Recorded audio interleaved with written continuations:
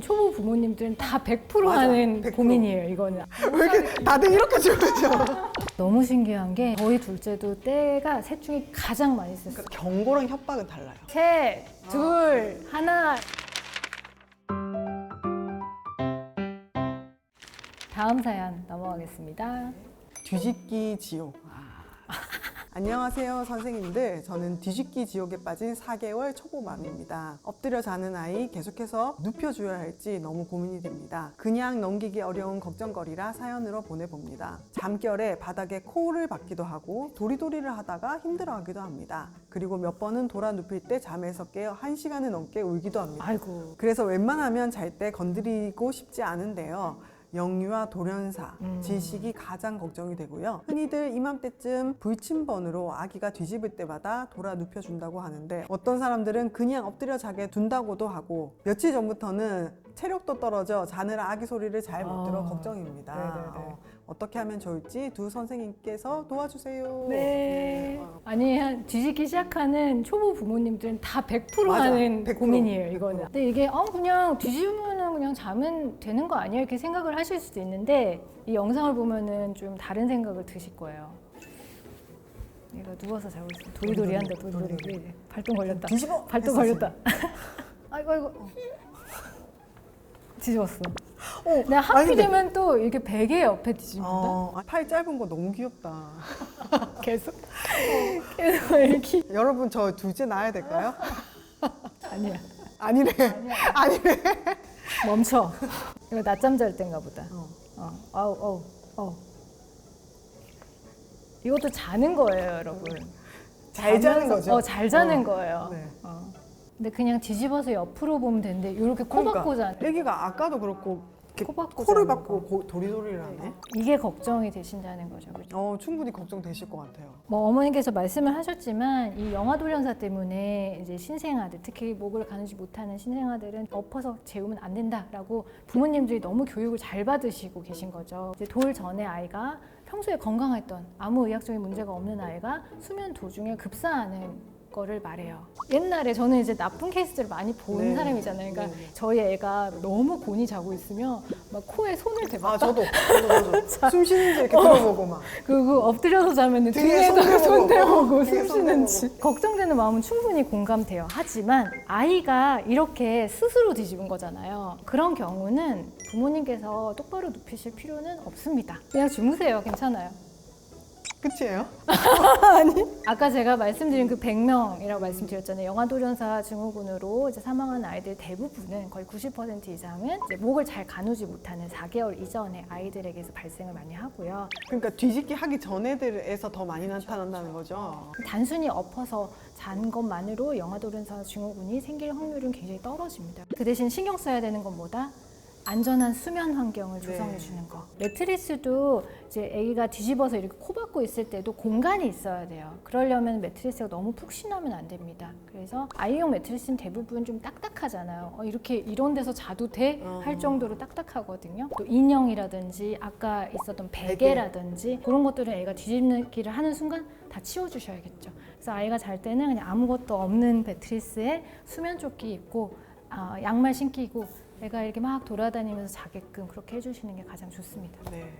지옥 탈출. 주인은 신경 안 쓰는 독보적 마이웨이. 괜찮을까요?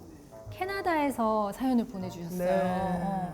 30개월 아기 육아하며 지금까지 우리 어린이 병원에서 많은 정보 얻어가는 구독자예요. 그동안 일하면서 0에서 5세 사이에 많은 아이들을 보고 겪었는데 내 새끼는 독보적으로 마이웨이입니다.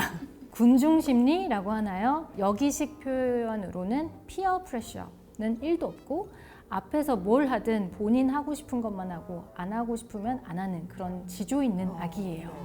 공원에서 다들 댄스 파티가 열렸는데 혼자 구경하며 퓨레 쪽쪽 빨아먹고 있더라고요. 참고로 춤추는 거 좋아해서 길에서 걷다가 음악 들리면 서서 춤추고 가야 하는 아기예요. 배고파서 먹고 있는 거 절대 아닙니다. 이런 타입의 아기는 대체 커서 뭐가 될지 선생님들 의견 너무너무 궁금해요. 영상을 한번 볼까요? 네, 댄스 파티네요. 이 아이네요. 댄스 치마 파티. 입고 있네. 보호자 느낌. 다들 이렇게 주무죠. 아 근데 이게 춤을 안 좋아해서도 아니고 배가 고파서도 아니다. 지금 이 아니야. 말씀을 주신 거죠. 예. 뚝심 있는 아이들. 난 내가 하고 싶을 때 할 거야. 약간 이런 느낌이네. 대체 커서 뭐가 될까? 와. 이런 아이는 뭐든 될 아이죠. 뭐든 됩니다. 뭐든 될 아이죠. 근데 지금 우리 사연의 아이가 30개월이라고 했죠. 30개월은 사실 아직 이 피어 프레셔, 또래 집단의 영향을 크게 받지 않는 시기입니다. 그러니까 우리가 군중 심리, 피어 프레셔라는 게 속한 집단의 영향을 많이 받는 시기다 이 뜻인데 지금 30개월은 천상천하 유아 독존. 이 세상에 그냥 나 혼자 존재하는 거야. 다른 애들은 다 들러리예요. 이제 만 3세, 4세, 5세 이렇게 넘어가면은 아이들이 사회적인 역할을 학습을 하거든요. 그걸 우리가 탈중심성이라고 해요. 그래서 이 중심성에서 벗어나면서 주변을 더 인식하고 청소년기가 되면은 완전 이 피어 프레셔가 엄청 커지죠. 근데 아까 영상에서는 네. 다른 애들은 근데 다 열심히 놀고 있잖아. 네네. 다 춤추는데. 네. 그러면 그 다른 애들은 어떻게 설명을 해요? 다른 애들은 그냥 자기 너무 좋은 거지. 아. 그냥 그 춤추는 거랑 자기 또 흥해. 왜냐면 얘네들 다 자기가 천상천하 유아독존. 주변에 신경 쓰지 않아. 근데 이게 또 좀 기질의 차이도 있습니다. 그 중에서 사회적 민감도라는 기질의 척도가 있어요. 이 사회적 민감도라는 거는 내 주변의 환경에 얼마나 민감하게 반응을 하는지 여부죠. 그래서 이 사회적 민감도가 좀 높은 친구들은 눈치도 잘 보고 애교도 좀 많이 부리고 칭찬해주거나 예뻐해주거나 좋아하면 되게 좋아해서 그 행동을 더 많이 하고, 반대로 사회적 민감도가 좀 낮은 아이들은 굉장히 마이웨이죠. 주변에서 막 예쁘다 해도 그냥 시큰둥. 그냥 자기가 좋으면 기분이 좋은 거지 주변의 반응에 크게 신경 쓰지 않는 친구들이 있어요. 네, 맞아요. 근데 꼭 이게 안 좋은 기질이냐? 그렇지 않습니다. 굉장히 독립적이고 흔들리지 않고 좀 뚝심 있고 강인한 성격이 될 수가 있겠죠. 발달 수준의 차이, 기질의 차이 때문에 이런 모습이 나오는 건데 이제 좀만 있으면 애들 하는 거 다 해달라고 할 거야. 맞아요. 저거 사달라, 이거 사달라, 뭐 형들이 하는 거 다 따라하고 싶어하고 뭐 나도 저거 해달라. 그러니까 지금 이 마이웨이 시기를 좀 더 즐기셔도 될 것 같아요. 그러니까요. 너무 귀엽잖아요. 네. 네, 다음 사연입니다. 자다가 꼭 우는 8개월 아기. 이유를 당최 모르겠어요. 안녕하세요. 8개월 아기 엄마입니다. 아기는 신생아 시절부터 잠에 좀 예민한 아기였어요. 바닥에 눕히면 눈 뜨는 아기라 늘 안고 잤습니다. 아유, 여기도 안고 자시는 분이. 네, 그 시절도 지나서 이제 바닥에서 자더라고요. 네, 바닥에서 잔 지는 꽤 됐어요. 그런데 우리 아기는 자다가 꼭 1시간 전으로 엄청 크게 웁니다. 처음엔 소화가 덜 돼서 우나 했는데 막수를 하고 충분히 소화를 해도 꺼이꺼이 울어요. 밤잠은 스스로 잘 때도 있고 제가 안에서 재우다가 마지막에 눕힐 때도 있어요. 처음엔 그냥 스스로 다시 자기를 기다렸는데 너무 강성 울음이라 항상 토닥토닥 다시 재워야 합니다. 혹시나 제가 놓치고 있는 부분이 있을까 하여 사연을 보냅니다. 얼마나 꺼이꺼이 그러게요. 우는지 한번 봅시다. 일어났어. 일어났어. 완전 일어났는데? 아이고. 지금 깜짝 놀랐어. 머리 부딪혀서.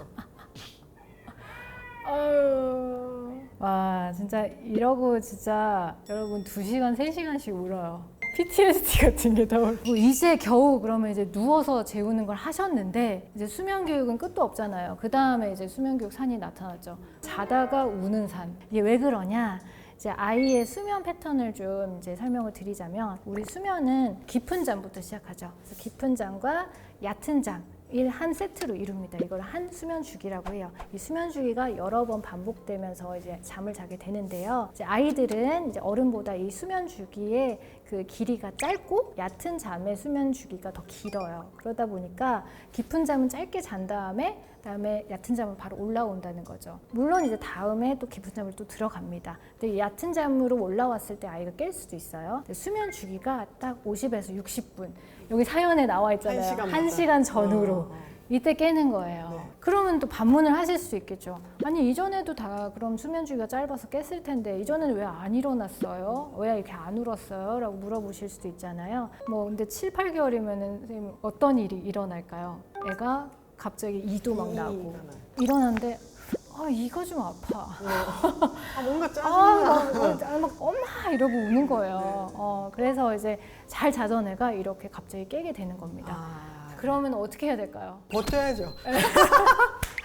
아쉽게도 다시 수면 교육을 해야 됩니다. 그러니까 신생아 때처럼. 네네네. 지금처럼 계속 이렇게 수면 의식을 하고 아이가 깨더라도 어느 정도는 스스로 잠들 수 있는 시간을 조금 확보를 해주셔야 되세요. 근데 그 시간이 2시간, 3시간이어도 상관없고 뭐 20분, 30분이어도 상관없어요. 그건 상황에 맞게 해주시고 그 대신 일관되게 하셔야죠. 저는 이 사연을 보면서 이분들이 지금 고민하시는 거는 이건 것 같아. 안 가도 되는지.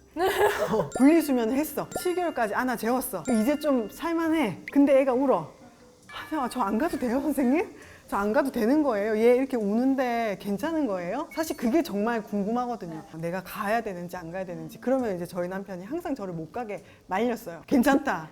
저 아이는 괜찮다. 근데 정말 괜찮잖아. 그러니까 근데 저의 그 불편한 마음을 남편이 이제 좀 잡아줬던 거죠. 그래서 제 생각에 이제 부모님이 아이한테 좀 시간을 주시는 것도 무조건 가야 되거나 뭐 이런 것들은 아니고 본인들이 정하신 방법대로 하셔도 될 것 같아요. 근데 이런 경우가 있어요. 아이가 뭐 이른둥이야. 어디가 아픈 아이야?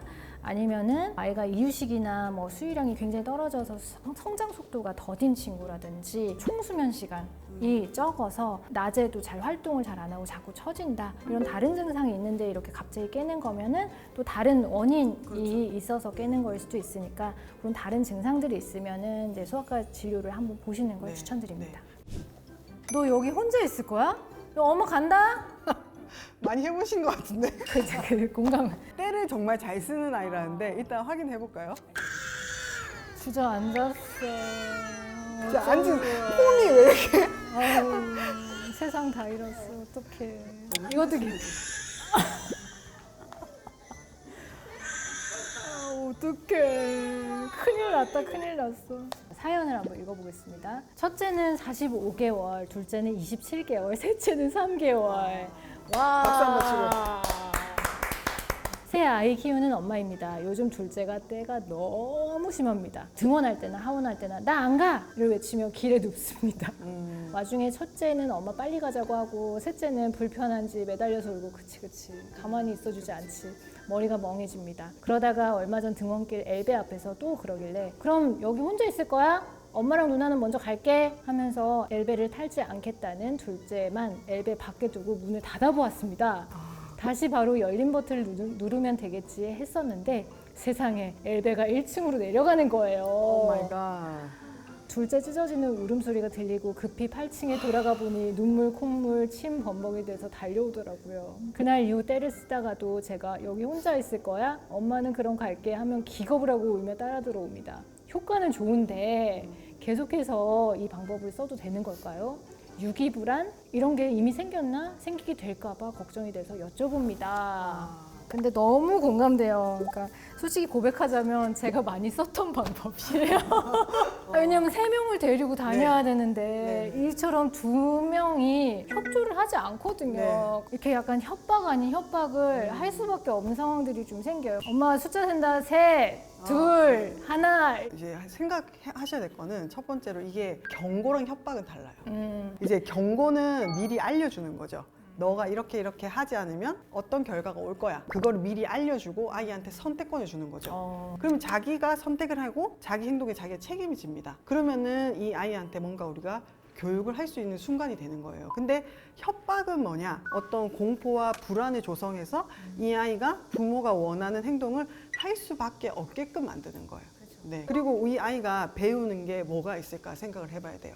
지금 이 엘리베이터 같은 상황에서 무엇을 배웠을까? 그냥 난 버려질 수 있구나? 그게 첫 번째 감정이에요. 가장 많이 느끼는 감정은 내가 혼자 남겨졌다는 그 두려움, 이런 공포의 순간이 돼버리면 아이들은 학습을 할 수가 없어요. 두 번째는 항상 제일 중요한 거는 무조건 안전이에요. 아이가 안전한 상황 속에서 뭔가를 해야 돼요. 그리고 이제 경보할 때 중요한 거는 부모님이 자신이 한 말을 지킬 수 있어야 돼요. 예를 들면 마트에 갔는데 애가 막 계속 나 안 사주면 안 나갈 거야 막 때를 쓰고 하는데 너 안 가면 나 내버려두고 간다. 그 말을 엄마가 지킬 수 있나요? 지킬 수 없어요. 지킬 수 없죠. 그렇게 되면 부모님 말에 권위가 떨어지는 거예요. 엄마는 저렇게 으름장을 놓지만 결국 하지 않는다. 네. 그래서 경고를 할 때는 꼭 부모님이 지킬 수 있는 경고를 알려주셔야 아이들이 부모님이 한 말은 이루어지는구나, 실행이 되는 거구나. 그래서 부모 말이 중요하고 내가 잘 생각해서 선택을 해야 되겠다. 사실 이 사연을 보고 처음 든 생각 뭐였냐면 왜 이 둘째는 계속 이렇게 떼를 쓰는 방식으로 자기 주장을 할까? 근데 너무 신기한 게 저희 둘째도 때가 셋 중에 가장 많이 씁니다. 그러니까 그걸 생각해 봐야 되는 거예요. 맞아요. 근데 지금 첫째가 45개월이죠. 셋째는 3개월이에요. 그러면 얘는 껴있어. 완전 껴있어. 첫째 이제 누나는 뭐 너무 잘하는 게 많겠죠. 그런데 이제 자기가 좀 관심을 받을까 했는데 완전 신생아가 태어난 거예요. 그럼 얘는 어떻게 해요? 얘는 천덕꾸러기처럼 되는 거예요. 만약에 우리 둘째가 유독 별거 아닌 이로 때를 너무 심하게 쓰고 좀 강하게 표현한다. 그러면은 둘째하고 시간을 조금 더 가져보시는 것이 오히려 이 훈육에 집중을 하시는 것보다 효과가 더 좋을 수 있어요. 그래서 둘째 이야기를 들어주고 평상시에 감정을 많이 읽어주고 이제 그런 식으로 하면은 아, 엄마가 그냥 내가 가만히 있어도 혹은 내가 잘하는 행동에 대해서 관심을 많이 가져주는구나. 아, 내가 이런 식으로 표현했더니 엄마 아빠가 나한테 더 관심을 보이는구나 하면서 긍정적인 자기 표현의 방식을 배우게 되는 거죠. 결국 궁극적인 교육은 긍정적인 것으로 진행이 돼야 됩니다. 그러니까 조금 멀리서 한번 우리 아이를 다시 보는 그런 기회가 됐으면 좋겠어요. 아, 네, 오늘 사연도 너무 유익하고 보통 우리 부모님들이 다 겪는 이런 고민들이어서 더 좋은 것 같아요. 그러니까요. 그리고 꼭 이런 고민뿐만 아니라 우리 아기가 너무 귀여워서 같이 좀 공유했으면 좋겠다.